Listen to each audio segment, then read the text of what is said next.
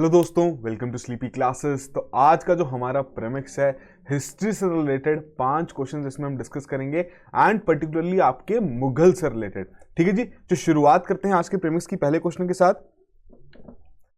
तो पहले क्वेश्चन में कुछ आपको पेयरिंग की फॉर्म में दिया गया है। ठीक है जी, कुछ पेयर्स दिए गए हैं, किस तरीके से हैं कि बैटल और किसके बीच में वो लड़ी गई थी। तो 3 पेयर्स हैं इस तरीके के और आपको बताना है इनमें से कौन कौन से करेक्ट हैं। 4 कोड्स प्रोवाइड किए गए हैं। पहले पेयर में देखते हैं, फर्स्ट बैटल ऑफ पानीपत के लिए कह रहे हैं इब्राहिम लोदी और बाबर के बीच में लड़ी गई थी। सेकंड में कह रहे हैं बैटल ऑफ चंदेरी के बारे में कि बाबर और राणा संगा जो मेवाड़ के थे उनके बीच में लड़ी गई थी। थर्ड में बैटल ऑफ घाघरा के लिए कहा जा रहा है कि ये आपका बाबर और एंड मदीनी राय के बीच में लड़ी गई थी। तो 3 पेयरिंग्स दी गई हैं। करेक्ट पेयर यहां पर मार्क कीजिए, बताइए कौन कौन से करेक्ट हैं, फिर डिस्कस करते हैं इस क्वेश्चन को।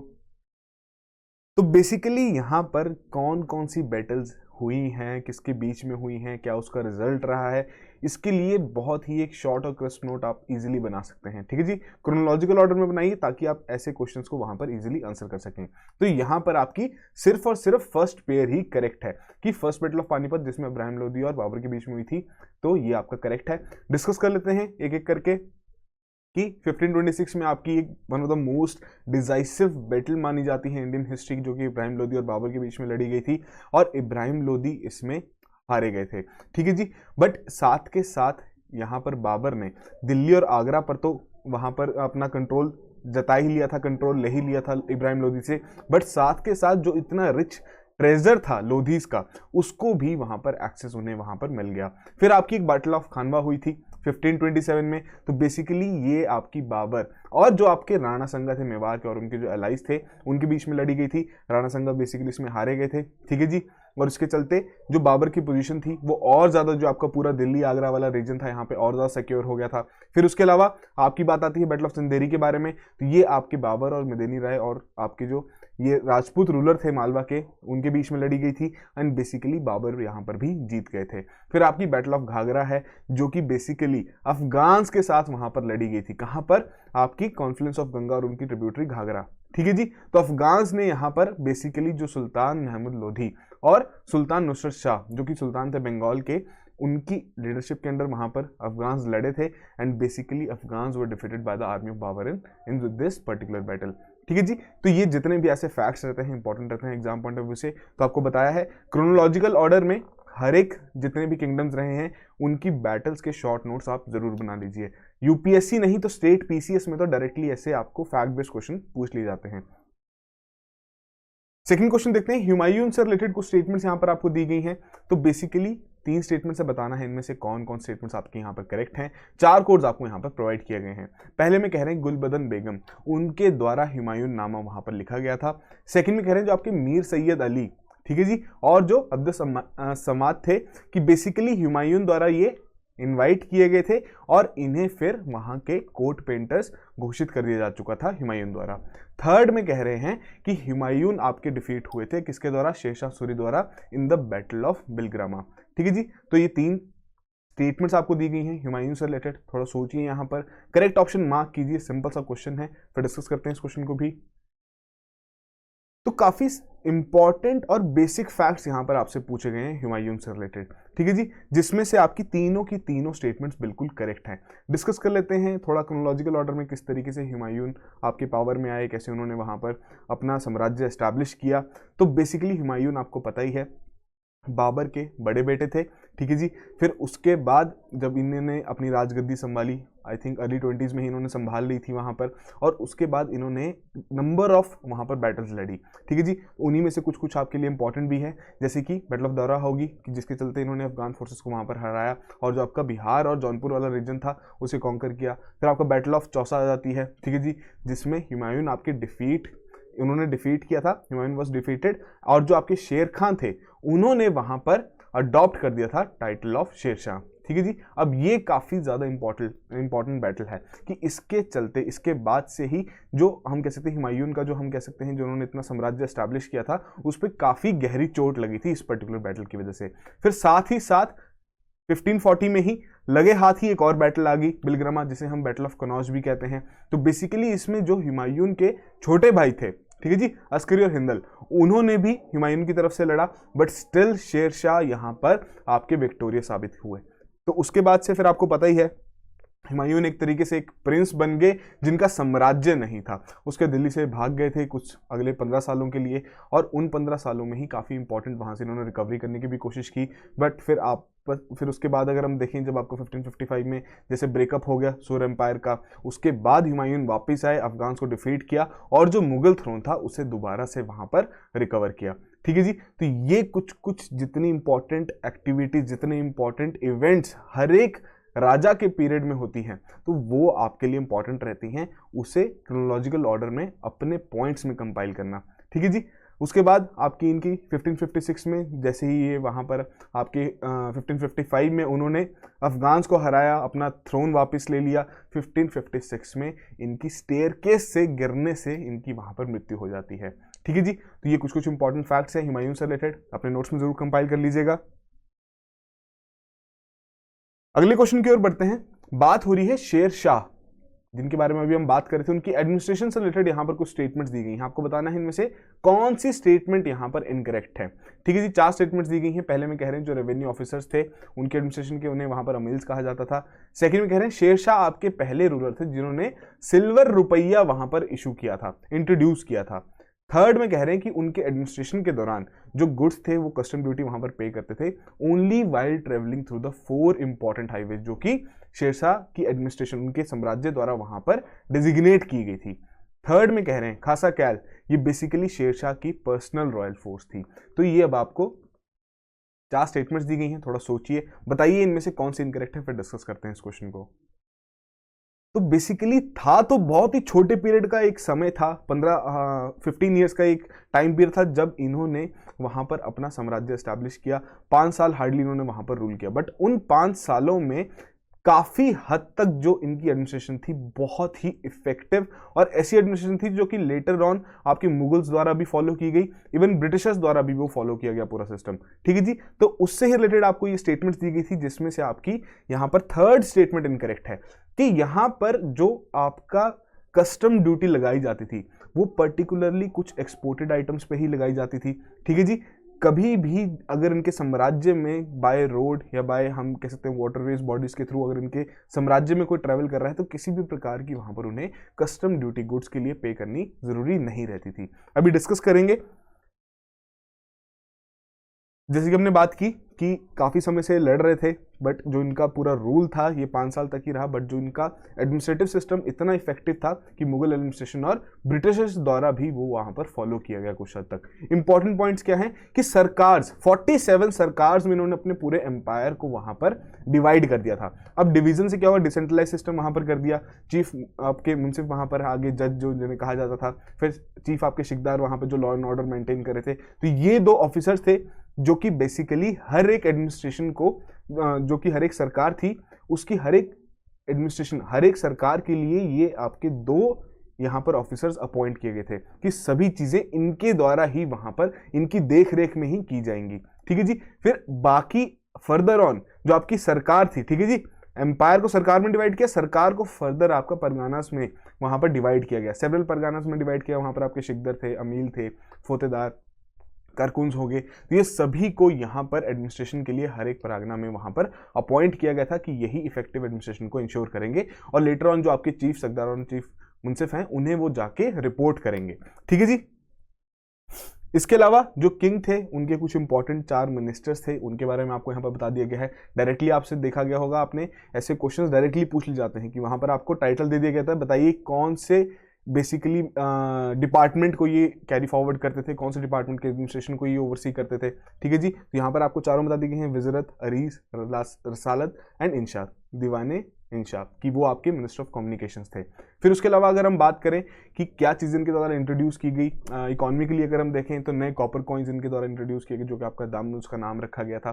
ठीक है जी। और वो आपके 1835 तक वो सर्कुलेशन में पाए गए हैं। ठीक है जी। इसके अलावा पहले ऐसे रूलर थे जिन्होंने सिल्वर रुपया वहां पर इशू किया था। ठीक है जी। 1 रुपया वॉज इक्वल टू 64 दाम्स, और गोल्ड कॉइन भी वहां पर इन्होंने इशू किया था। ठीक है जी। अब आती है बात जो हम कस्टम ड्यूटी के बारे में बात कर रहे थे। ठीक है, जो आपकी स्टेटमेंट वहां पर इनकरेक्ट भी थी। तो बेसिकली इन्होंने क्या यहां पर इन्होंने रूल्स एंड रेगुलेशन इस तरीके से रखे थे कि जो गुड्स है वो आपके कस्टम ड्यूटी पे करेंगे सिर्फ 2 जगह पे।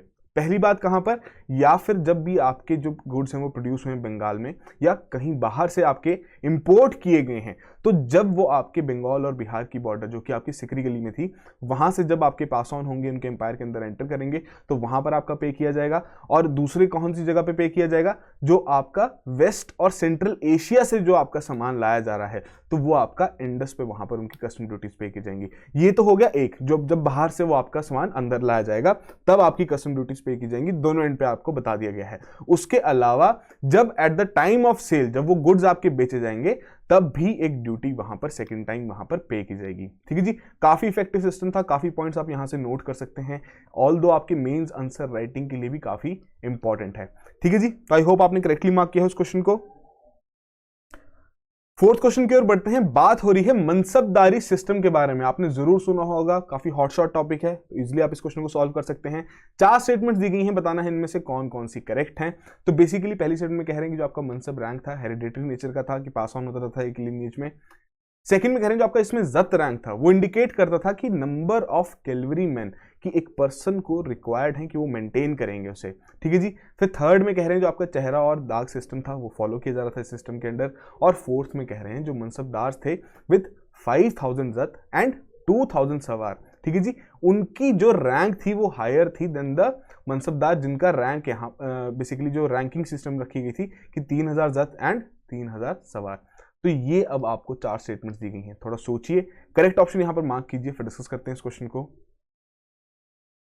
तो देखिए काफी इजीली यहां पर आप इस क्वेश्चन को सॉल्व कर सकते थे। किस तरीके से, जब भी हम मनसबदारी सिस्टम के बारे में पढ़ते हैं तो हमें पता ही अकबर द्वारा ये लाई गई थी, और बड़ी इंपॉर्टेंट चीज यहां पर है कि ये हेरिडेटरी नेचर का नहीं था। जितनी भी अपॉइंटमेंट्स की जाएंगी, जितने भी आपके कोर्ट मार्शल वहां पर किए जाएंगे वो एम्परर द्वारा ही किए जाएंगे। ठीक है जी। उसके अलावा अब जो ये सिस्टम था, ये जो मनसब रैंक आपका सिस्टम था, इसे 2 फर्दर कैटेगरीज में वहां पर डिवाइड कर दिया गया। आगे भी जाके और फर्दर कैटेगराइजेशन इसमें की गई थी, जिसमें बेसिकली 2 थे, एक जत रैंक था, एक आपका सवार रैंक था। अब जो आपका सवार रैंक था वो बेसिकली वहां पर इंडिकेट करता था कि कितने नंबर ऑफ कैलवरी मैन एक व्यक्ति को वहां पर मेंटेन करने की जरूरत रहेगी। ठीक है जी। तो पहली 2 स्टेटमेंट्स आपकी बिल्कुल यहां पर इनकरेक्ट हैं, सिर्फ और सिर्फ थर्ड और फोर्थ स्टेटमेंट ही करेक्ट है। ठीक है जी। उसी के तहत आपकी यहां पर बी ऑप्शन करेक्ट ऑप्शन है, कि जैसे यहां पर बात की गई है 5000 जत एंड 2000 सवार, कि यहां पर जो प्रेफरेंस है, जब रैंकिंग वहां पर डिसाइड की जाएगी मनसबदार्स के बीच में, तो वो किस हिसाब से की जाएगी कि जत का जो वैल्यू है, जो जत रैंक है, किसका सबसे ज्यादा है, सवार रैंक का वहां पर इंक्लूड नहीं की जाएगा जब इस तरीके से वहां पर रैंकिंग की जाएगी। ठीक है जी। डिस्कस कर लेते हैं कुछ बेसिक से पॉइंट्स आपके मनसबदारी सिस्टम से रिलेटेड। की पहली बात तो अकबर द्वारा आपका इंट्रोड्यूस किया गया था, और इसमें हर एक जो ऑफिसर रहेंगे, उन जो जिन्हें हम मनसबदार कहते हैं, उन्हें रैंक वहां पर असाइन किए जाएंगे, मनसब यहां पर असाइन की जाएगी। ठीक है जी। हेरिडेटरी नेचर का बिल्कुल भी नहीं था, जितनी भी प्रमोशंस होंगी, जितनी भी डिसमिसल्स होंगे, वो डायरेक्टली एम्परर द्वारा ही वहां पर किए जाएंगे। फिर जैसे कि हमने बात की कि 2 कैटेगरीज में डिवाइड कर दिया, जत और सवार। जत का मतलब क्या हुआ कि means personal and apart from fixing the personal status of a person, कि एडमिनिस्ट्रेशनल हायरार्की में बेसिकली ये डिसाइड करता था कि कितनी सैलरी उन्हें वहां पर दी भी जाएगी। ठीक है जी। तो इसे ही काफी आपका इंपॉर्टेंट क्राइटेरिया माना जाता था जब मनसबदार्स के बीच में आपकी रैंकिंग सेट की जाती थी, जैसे कि हमने 4th स्टेटमेंट में भी आपका देखा। सवार के बारे में तो आपको पता लग ही गया कि बेसिकली इंडिकेट करता है कितने नंबर ऑफ कैलवरी मैन, सवार्स एक व्यक्ति को वहां पर मेंटेन करने हैं। ठीक है जी। तो जैसे कि हमने बात की कि सवार रैंक वाज ईदर इक्वल और लेस देन जत। अब जो आपका जिसका जत रैंक अगर हम बात करें 7000 है, ठीक है जी, तो यहां पर अलग अलग कैटेगराइजेशन की गई थी, 3 कैटेगरीज में यहां पर डिवाइड कर दिया गया था, फर्स्ट सेकंड थर्ड, कि या तो जिसका यहां पर 7000 जत और 7000 सवार हैं, तो एक वो एग्जांपल आ गया, वो आपको कैटेगरी 1 में आ जाएंगे। अब जिसके 3500 से ज्यादा सवार रहेंगे और 7000 आपके जत हैं, कि मतलब हाफ से ज्यादा सवार हैं, जितना आपका जत है उसके हाफ से ज्यादा सवार हैं, वो आपकी कैटेगरी 2 में आ जाएंगे, और जिसका हाफ से कम सवार है वो आपकी कैटेगरी 3 में आ जाएंगे। मतलब जो आपका सवार रैंक रहेगा या तो वो इक्वल रहेगा या फिर लेस देन रहेगा जत से। और वही चीज जैसे कि हमने बात की कि जब भी हायरार्किकल ऑर्डर यहां पर सेट किया जाएगा, ऑफिशियल हायरार्की यहां पर सेट की जाएगी मनसबदार्स के बीच में, तो जत की जो रैंकिंग रहेगी उसे ही यहां पर प्रेफरेंस दी जाएगी। और उसके बाद जो आपका चेहरा, बेसिकली जो एक डिस्क्रिप्टिव रोल हर एक सोल्जर का तैयार किया जाता है, और जो दाग सिस्टम था, वो दोनों ही चीजें आपकी इस पीरियड के दौरान भी और इस सिस्टम के दौरान भी यहां पर फॉलो की जाती थी। ठीक है जी। बेसिक्स इंफॉर्मेशन है, नोट्स में जरूर कंपाइल कर लीजिएगा। लास्ट क्वेश्चन की ओर बढ़ते हैं। कुछ इवेंट्स दिए गए हैं, अरेंज करना है क्रोनोलॉजिकल ऑर्डर में, ऐसे क्वेश्चंस देखे भी गए हैं। तो बेसिकली 4 इवेंट्स हैं, 4 कोड्स दिए गए हैं। पहले में कह रहे हैं आपकी बैटल ऑफ हल्दी घाटी के बारे में, सेकंड में कह रहे हैं abolition of jizya by Akbar, second में कह रहे हैं आपकी सेकंड बैटल ऑफ पानीपत के बारे में, फोर्थ में कह रहे हैं capital of Mughals shifted to Lahore. ठीक है जी, तो ये अब 4 इवेंट्स हैं, इंपॉर्टेंट इवेंट्स हैं। तो अब बताइए इनमें से कौन कौन से किस तरीके से आप क्रोनोलॉजिकल ऑर्डर में सेट करेंगे। वीडियो पॉज कीजिए, आराम से इस क्वेश्चन को मार्क कीजिए, फिर डिस्कस करते हैं इस क्वेश्चन को। तो बेसिकली यहां पर आपकी करेक्ट सीक्वेंस है 3, 2, 1, 4 कि कुछ इंपॉर्टेंट इवेंट्स हैं आपके अकबर के साम्राज्य के दौरान के, जो कि हम यहां पर डिस्कस करेंगे या जिनके बारे में आपको पता होना जरूरी है। करेक्ट क्रोनोलॉजिकल ऑर्डर में यहां पर आपको बता दिया गया है कि पहले आपकी सेकंड बैटल ऑफ पानीपत हुई थी 1556 में, फिर जो पिलग्रिम टैक्स जो कि नॉन मुस्लिम्स पर लगाया गया था कि जब अपने वो किसी भी इस तरीके के होली प्लेस पर विजिट कर रहे हैं तो वहां पर उन्हें वो टैक्स देना पड़ता था अगर वो आपका होली प्लेस मुस्लिम एम्पायर के अंदर रहेगा। फिर जिज्जा टैक्स था कि जो बेसिकली नॉन मुस्लिम्स द्वारा वहां पर पे किया जाता था एम्परर को, कि एक मुस्लिम रूलर द्वारा नॉन मुस्लिम प्रजा को आपकी प्रोटेक्शन प्रोवाइड की जा रही है, तो उसका ये टैक्स था। तो ये दोनों टैक्स अकबर द्वारा वहां पर अबॉलिश कर दिए गए थे। ठीक है जी, फिर आपकी आगरा से फतेहपुर सीकरी वहां पर शिफ्ट कर दिया गया था मुगल एम्पायर कैपिटल को। फिर दोबारा से आपकी ये अकबर ने लाहौर में शिफ्ट की 1585 में, और फिर आपका एक्सपीडिशन भी था अगेंस्ट द सिंध 1591 में, एंड इवेंचुअली 1605 में उनकी डेथ हो गई थी। ठीक है जी, तो ये कुछ इंपॉर्टेंट इवेंट्स हैं उनके साम्राज्य के दौरान के, जो कि आपको पूछ लिए जा सकते हैं, या जितने भी आपके इस तरीके से इवेंट्स रहते हैं किसी भी राजा से रिलेटेड, वो भी आपको इस तरीके से क्रोनोलॉजिकल ऑर्डर में सेट करने को कहा जा सकता है। इंपॉर्टेंट क्या है, किस तरीके से ऐसे क्वेश्चंस की तैयारी कर सकते हैं कि जब भी आप किसी भी राजा या एम्परर के बारे में वहां पर पढ़ रहे हैं, ठीक है जी, आपको क्या करना है, जो उनसे रिलेटेड की पॉइंट्स हैं उन्हें क्रोनोलॉजिकल ऑर्डर में सेट कीजिए। क्या क्या एक्टिविटीज, किस तरीके के एक्सपीडिशंस उनके द्वारा लीड किए गए, कौन कौन सी बैटल्स उनके द्वारा लड़ी गई, क्या उसका रिजल्ट रहा, उसे क्रोनोलॉजिकल ऑर्डर में सेट करेंगे तो काफी हद तक आपकी चीजें यहां पर रिजॉल्व भी हो जाएंगे, साथ के साथ एक स्टोरी की तरीके से आप उसे याद रखने की कोशिश भी कर सकते हैं। बट इवेंचुअली रिवीजन एक की एस्पेक्ट है, अगर वो आप नहीं करेंगे तो ये आप जितने मर्जी नोट्स बना लीजिए, उसका जो फ्रूटफुल रिजल्ट है वो हम यहाँ पर नहीं देख पाएंगे। ठीक है जी, तो ये थे आज के 5 क्वेश्चंस।